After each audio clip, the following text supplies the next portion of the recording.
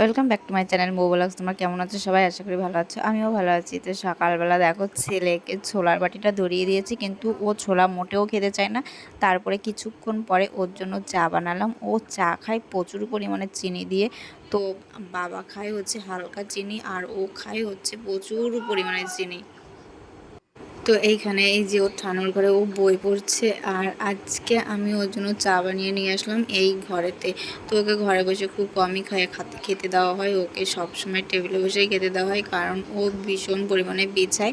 আর যদি বিস্কুট ভাঙে চারিপাশে বিস্কুটগুলো একবারে ছড়িয়ে বিছিয়ে রাখবে। তো তারপরে দেখো স্নান টেনান করে টোরে একবারে জামা কাপড় ধুয়ে নিয়ে আসলাম আজকে। তো আজকে অনেকটাই বেলা হয়ে গেছে জামা কাপড় ধুতে। তো একবারে বাসি কাপড়ও নাইটিও ধুয়ে দিয়েছি। তো সকালবেলা আর বাসি নাইটিটা ধোয়া হয়নি, ভাবলাম একবারে স্নান করার সময় সবটাই ধুয়ে দেবো। তো তার জন্যই আজকে সব কিছু একবারে ধোয়াটাও হয়ে গেল। তো স্নান করে আমি আজকে চুড়িদার পরেছি। তো ভাবলাম যে আজকে চুড়িদার পরি। তো তারপরে দেখো দুপুরবেলা রান্না হচ্ছে মাছের ঝোল, এখানে আমের টক, আর এইখানে হচ্ছে ইঁচড়। তো আজকে হচ্ছে আমাদের বাড়িতে একটা স্পেশাল রান্না হচ্ছে এঁচড় দিয়ে মাছের মাথা। আমি ভাই কোনো দিন খাইনি, তোমরা কে কে খেয়েছো এঁচড় দিয়ে মাছের মাথা দিয়ে? তো তোমরা একটু কমেন্ট করে জানিও। আমাদের বাড়ি আজকে স্পেশাল রান্না হচ্ছে। বাবা বাজারে গেছিলো খাসির চবড়ি আনতে, কিন্তু সেটাও পাইনি, চিংড়ি মাছও পাইনি। তার জন্য আজকে মাছের মাথা দিয়ে হচ্ছে। তারপরে দুপুরবেলা খাওয়া দাওয়া কমপ্লিট করে বাবার এই রুমটায় চলে আসলাম হচ্ছে বিছনাটা পাততে, যেহেতু বাবা এই ঘরটাই সয়। এখন বিছনা চাদর না নাচলেও হয় না, না ধুলেও হয় না। ধুয়ে টুয়ে তারপরে আমি পেতে দিলাম একবারে। তো তারপরে এইখানে দেখো বিকালবেলা ঘুম থেকে উঠে আমি ব্রাশ করতে বেরিয়েছি। আর প্রত্যেক দিনের রুটিন এইটা, প্রত্যেক দিন এটা আমার ডেলি রুটিন হয়ে গেছে। ঘুম থেকে উঠেই হচ্ছে ব্রাশ করা। তো ব্রাশ ট্রাশ করে টুরে ফ্রেশ হয়ে নিচ্ছি। তো তারপরে ঘুম থেকে উঠে দেখি বাইরে একটু হালকা বৃষ্টি হয়েছে, আর এইখানে দেখি জল জমে গেছে, আর বাবা ওইখানে বসে হাঁসেদের জন্য খাবার দিচ্ছে। তো এইখানে দেখো সিঁড়ির সামনে জল, আর চারিপাশে দেখো মেঘলা মেঘলা আকাশ। তো আগের দিন উঠোন লেপেছি, আর উঠোনটার 12টা বেজে গেছে বৃষ্টি হয়ে, কারণ বৃষ্টি হয়েছে আর বৃষ্টির জলে সেটা ধুয়ে যাচ্ছে।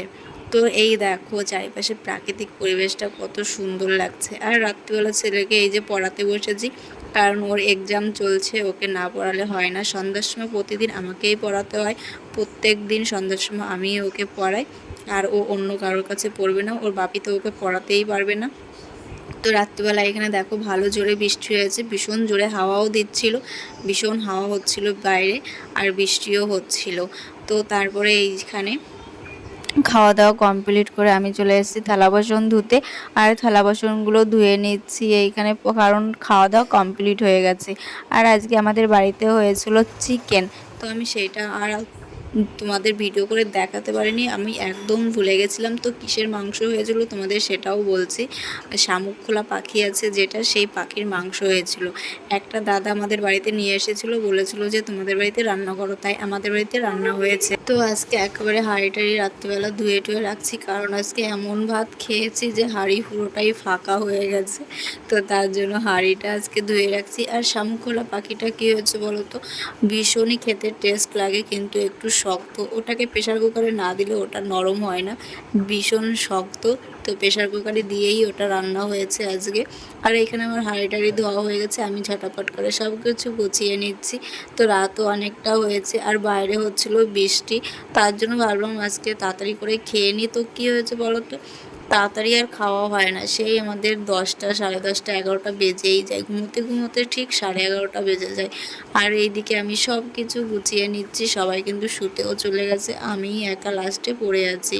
তো এইখানে সব কিছু আমার গোছানো হয়ে গেছে। এই দেখো প্রতিদিনের মতন রাত্রেবেলা আমার রান্নাঘরটা পুরো পরিষ্কার করে রেখেছি। তো চলো ভিডিওটা আজকের মতন এই পর্যন্তই, ভিডিওটা বড় করছি না। যদি ভিডিওটা ভালো লাগে like comment share and subscribe করে দিও, আর যারা ফেসবুক থেকে দেখছো তারা ফলো করে নিও। আর সবাই ভালো থেকো, সুস্থ থেকো, নেক্সট ভিডিওর জন্য অপেক্ষা করো। চলো বাই, টাটা।